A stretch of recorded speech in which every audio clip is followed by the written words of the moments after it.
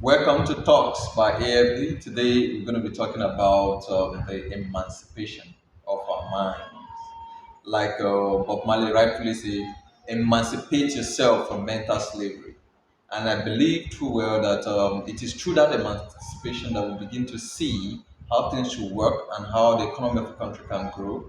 So today in the studio, I have with me Hope and Joanne. So we're going to give us the various perspective and we're going to discuss them accordingly as to the various ways in which the patterns we can follow to have our minds liberated and emancipated. So where do we begin? Actually, we're going to start with political leaders. Do you have Okay, anything to say about the political leaders? Where do they have the rules and rules? okay. I think yeah, you're right. I think that majorly one of the major problems we have in our country today is based on our political leaders. They play a vital role in the economy of a country, the policies of a country, and how everything goes. And when the leaders fail, it is technically a massive failure in the whole country.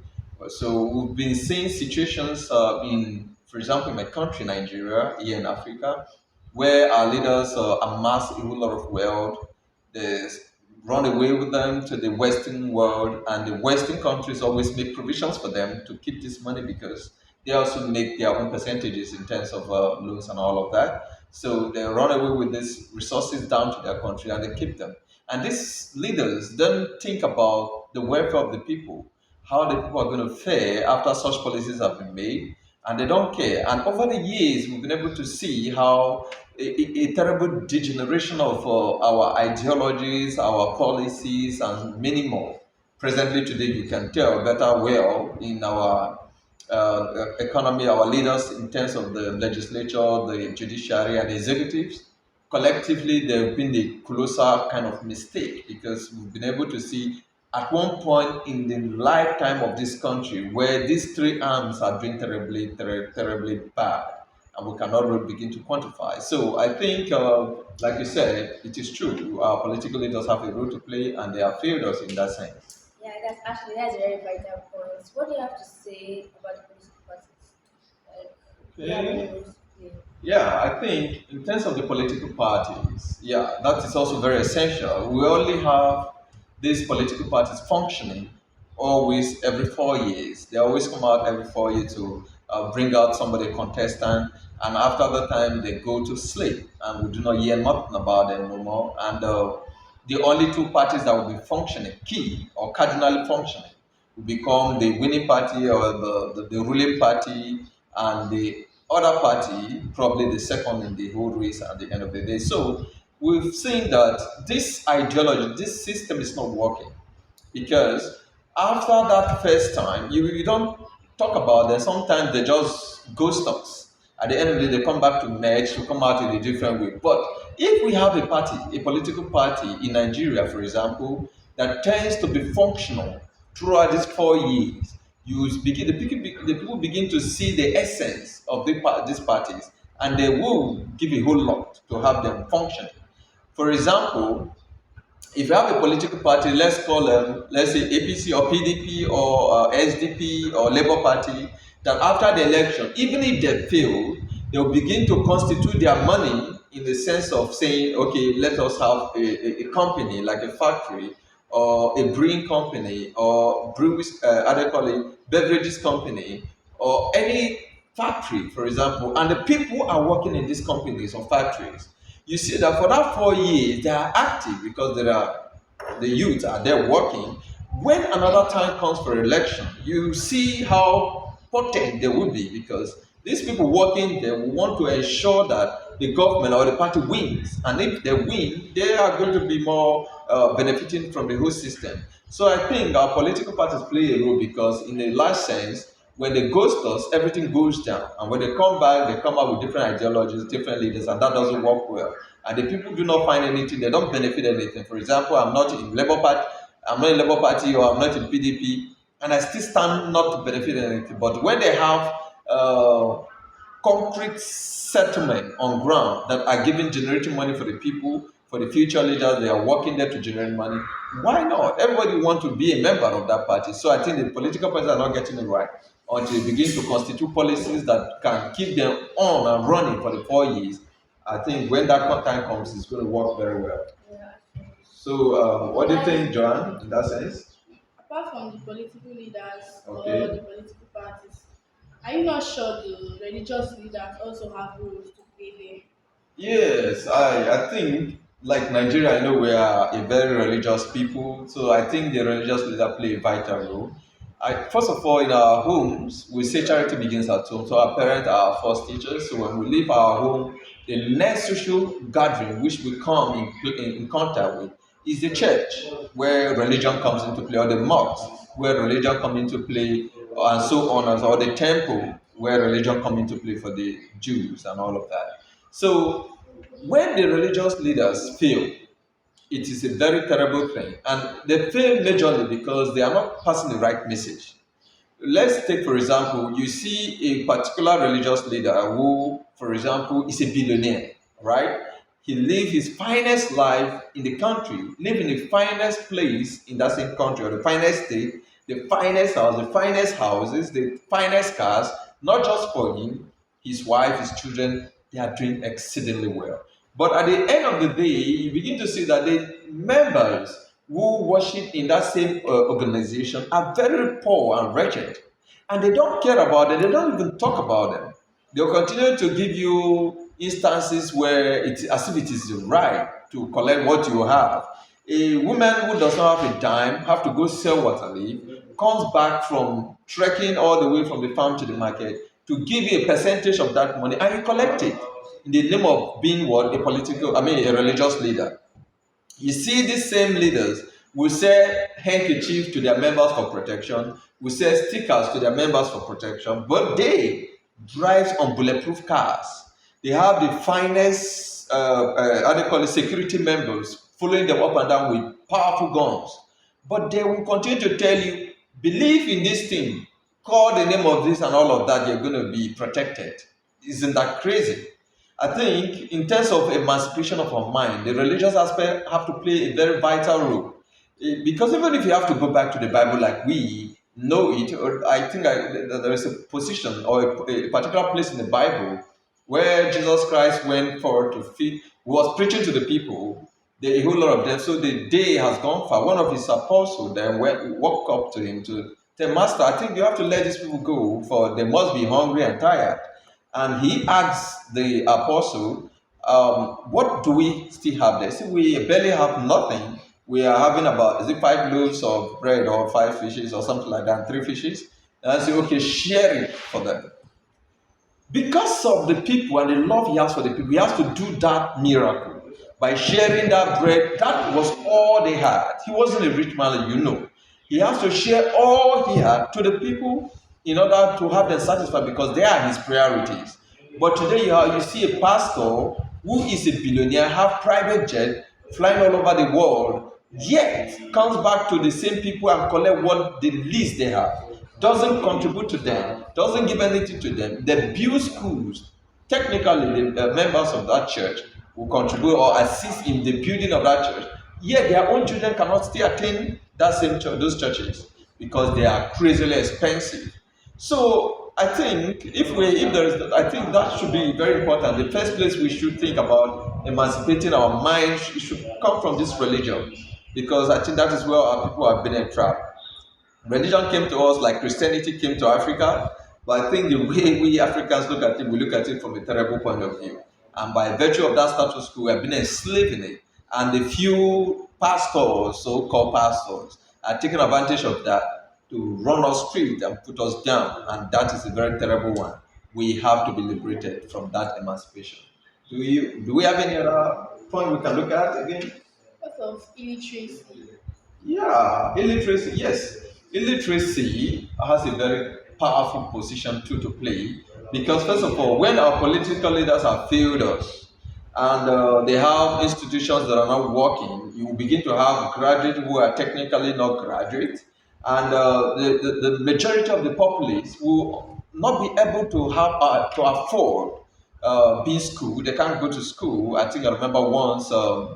during Obasanjo in Nigeria, we say education is not for the poor, it's for the rich, technically. So you begin to see that when you can afford these things, how then do you go to school? And when you are not informed, you're 100% deformed. So we have seen that illiteracy is cardinal. And once you are not educated, you can easily be used by anybody.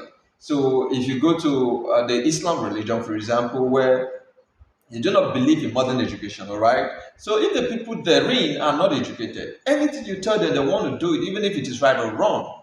Nnamdi Azikiwe once said that the problem of Nigeria and Africa at large is the graduate therein that comes forth. He calls them the educated illiterate, that they are not educated enough to understand the good and bad, and that is very bad in our society, and that has crippled the system a whole lot, and the people therein don't even see it.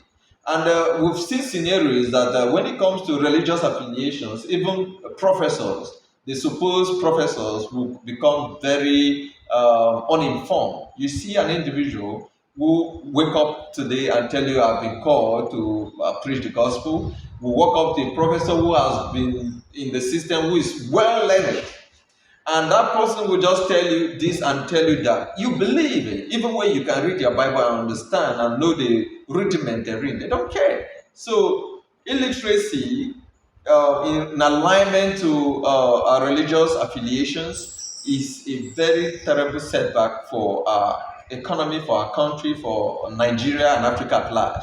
Until we have been emancipated from this whole thing, the government making right policies, putting in much money into the system like education, empowering the people, have them liberated. A liberated mind cannot be confused. If I am busy, I'm occupied working, I wouldn't have time to go doing one or two that is not in alignment to the policies of the state. But because I am not doing anything, and because I was not also informed, I am an illiterate. So technically, I can become a tool for anybody, the political leaders, the religious leaders. They can use you anyhow they want to use you and dump you whenever they want to dump you. Maybe I think that is a very valid one. Illiteracy plays a major role in this whole thing. What else can we see or look Yeah, at? that's a very, very like important point. What do you Exactly. look into greed? Like, what do you have to say about greed? Yes, there has been this statement that the black man's skin defines greed. To a large extent, I think that is true because all of these things are able to play very well because of greed. Because a man who is not greedy cannot easily be swayed. If I have a 10,000 naira, for example, and I am contented with what I'm having, I will not easily give it up for a man who comes to tell you, okay, I will give you 20,000 for you to do this. You understand? I wouldn't want to look at what he's telling me to do, whether it is bad or good. We've seen those situations in Nigeria during election. People are suffering, and somebody will opt to give you 5,000 naira for you to vote the person everybody knows is not a good person. But then we don't care. We just take it because of our greed, and we don't care that after eating this 5,000 thereabout, we have to stay for another 4 years. 4 years of terrible suffering. Like we can see in Nigeria today, what we're passing through is unbelievable. But there were still youth who came out in mass to support the same government that is putting us down today. So I think greed plays a vital role. It has taken us to terrible corners, and we are finding it difficult to come out of it until a black man liberates his mind from greed. For example, a billionaire who cannot give you 10,000 naira when you're in need because he's not contented with what he's having. He's a poor man in the real sense of it. But there is a thousandaire, if I must use the word, who doesn't have that much, could be having like 10K in his account. And when you come to him that, oh, please, I need money for someone or two, he will still give you 5,000 out of there. I've seen a whole lot of situations like that. That person is far richer than the other person. Why? Because this person is contented with the little he's having. He's not greedy. But this one is a billionaire, he's greedy. Like our religious leaders who have 2, 3 private jets costing above 15 billion naira. You understand? They can't help you, no matter the situation, they don't help you. But when you're in need, you still go back to that same poor members of yours who are struggling with you. They are the ones that will lift you up. So at the point I begin to look at it, that our problems, when we're looking for a way out, there is no need we looking for those in power, those who have the money. They don't help. We just go back to our fellow members that we're struggling with together. They are the ones that have at the long run. What do you think about that? Well, like actually that's a very important point. I never thought of that. Mhm. So what about government making money through fast lanes? How do you see that? Okay, yeah, this fast lane, I think it cuts across a broad spectrum. If we look at high schools, we start from our high schools, we go even into their higher institutions of learning, even the police, you meet them on checkpoint, you begin to see that everybody want to make money through fast lane. Somebody who just got a job today will begin to look at the possibilities of driving a car that you can technically not be able to drive for like your first 10, 15 years of service. But in the nearest 6 months, you see them driving. So let me stream it down into maybe the lecturers, for example. I have seen situations where a lot of the lecturers during examination time at the end of the semester, they will compel the students to pay in order for them to pass. Not minding the intellectual capacity of the student, they don't care. They will compel you to pay that if you do not pay, you wouldn't pass. I remember a story of a young lady. I think she should be in her 300 or 400 now. She's on her 400 level. But she said when she got into the university at first in her year one, she came with all the mindset of, oh man, I'm going to give them the best I got. She studied so hard. But it shook her so bad that after the exams, she was compelled to pay a certain amount of money in order for her to pass her course. You can imagine how crazy that is. And from that day, she gave up. She lost much faith in the system. She just believed that what is the essence of studying? I should as well as just go look for this money after the exams I pay. And when this thing begin to happen to this level, the people lose faith in the system. And when the people begin to lose faith in the system crumbles. That's how it works. Even in our electoral processes, you begin to see when I know too well that my vote wouldn't count, why should I go out to vote? You see that I begin to lose faith and the system will definitely crumble because at the end of the day, we're going to have a leader who is not worthy. Anybody can just comfort and win. Down to our secondary schools, our high schools, you see during their final exams, the West African Examination Council, WAEC, where the teachers will have to solve all those questions on the board for them to just copy. And when they do that, they get into the university, even if they have to meet lecturers who are not interested in their money, but the students themselves can't defend their results, they can't defend themselves. And that becomes a problem. Today, you see checkpoint, military checkpoint, police, and all of that, they will want to compel you to pay. That if you don't pay, you don't pass. Like the eastern part of the country, the Igbo part of the country, the eastern part of Nigeria. You see checkpoint, military checkpoint everywhere, as if there is a war going on. And at each point, if you don't pay money, you can't pass. And that becomes a serious problem. Why should I pay money to a man who is meant to protect me? You see, that is where the problem comes. When the man that has been given the job to protect you begin to be the one to put you down when the case arises, Abba, I will lose faith in the system. I wouldn't care. And that is where everybody want to defend themselves. And I think that is a terrible blow in Africa, in Nigeria at large. Until these things have been put in check, I think we are going nowhere. So, do we still have any other thing we want to talk That's a about? very good point. Yeah. Say, like, important points. What do you think Okay. you have to say about the general mentality saying, I can never be poor? Like, do you have anything to Okay, yeah, say yeah, about yeah. that? In Nigeria generally, I think that statement comes from our religious pathway, where today everybody will say, "I cannot be poor. I am rich." Even when you're poor, you say, "I'm rich." You're sick, you say, "I am well. I am healthy. I'm not sick. I cannot be sick." And that's a crazy one. I've seen situations where we are all suffering. We do not have money. We are poor. And you begin to tell people that I cannot be poor because your pastor said that you should not affirm that you are poor. Abba, or look at it now. Jesus Christ was poor. Am I right? The apostles, all of them were poor. But the message still got to us because the message they came to preach to was not of riches, was of salvation, making heaven. I think that is where this whole problem comes. Your pastor will tell you that you cannot be poor. Of course, he is not poor. He is a billionaire who is so greedy that cannot share the little which he is having. The religious leaders will have churches almost all over the country, but they don't have one company one industry, one factory for the people to work to make the money in order for them to still pay their tithe.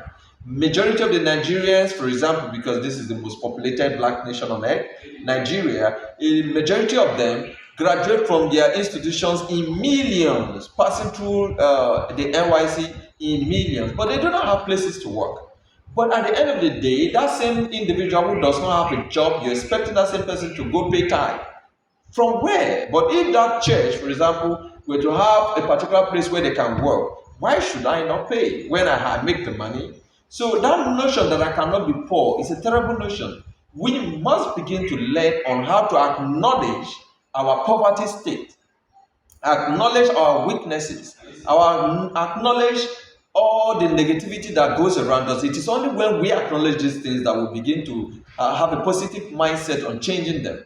How can I say I'm not poor? A poor man, although we can divide poverty in two stages now, a poor man is an individual who cannot afford what he needs. All right? He can't afford what he needs. Then you are poor. A man who can afford technically everything he needs is not poor, he's rich. And also, we can still define poverty in another view where we talk about contentment. A man who is contented with what he serves is a rich man. And he who is not contented is a poor man. If you like be a billionaire and you're not contented with what you have, you're a poor man. So I think that mentality is a very terrible one. It has put us in a terrible state like Nigeria where we are until we are beginning to change this mentality, emancipating our mind from this mental slavery, like Bob Marley says, we're going nowhere. Believe in me, we're going nowhere. So, baby girl, any other thing we think we should talk about it? That is all for today. That is just how Okay. just question like that. And also thank you for looking All for right. your All right. understanding. Exactly.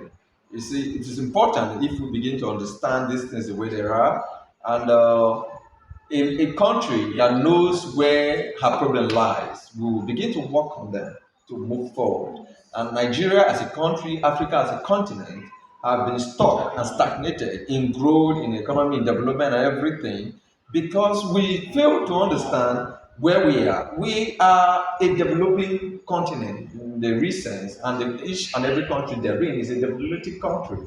So we must begin to do these things in the right way, put our institutions in the right order, change the mentality of our institutions and our leaders, our religious leaders, our political leaders, and the students therein that go to school and they are being entrapped by their lecturers either for the monetary or the other way around, which has kept us at bay and we are all running around in circles. We're never going to grow. We cannot grow in this manner until we change all of these things.